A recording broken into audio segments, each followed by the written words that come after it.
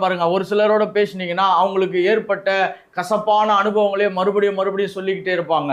और मैं एक उदाहरण के लिए मैं बता रहा हूँ, किसी से आप बहुत बात किया तो उनका जो कुछ मन के अंदर जो कड़वी बातें हैं उसको बार बार बोलते रहते हैं। ஏன்னு சொன்னால் அதுதான் அவங்களுடைய மனதிலே அரணாய் இருக்கிறது. அங்கிருந்து அவங்க எல்லாத்தையும் பார்ப்பார்கள், அங்கிருந்து எல்லாத்தையும் பேசுகிறவர்களாய் மாறி விடுவார்கள். वो कड़वी बात उनके दिल के अंदर बहुत बड़ा कोठरी बनकर हुआ रहता है और उससे वो बाहर देखते हैं। பல பேர் ஏற்படுத்தின காயங்களே பேசுவாங்க, பல பேர் ஏற்படுத்தின ஏமாற்றங்களே பேசுவாங்க. ஏன்னா இதுதான் இப்ப அவங்களுக்கு கோட்டையாக இருக்கிறது. और धोखाधड़ी और कई लोग जो घायल किए हैं वही बात उनके सामने एक इमारत के रूप में वहां बना रहता है। இப்ப இந்த கோட்டையை ஒரே நாள்ல தகர்த்து போட முடியாது. और ये जो इमारत बहुत बड़ा बना हुआ है वो एक ही दिन में तोड़कर नाश नहीं कर सकते हैं। இதை தேவன் கொஞ்சம் கொஞ்சமாக தான் கிளியர் பண்ணுகிறார். और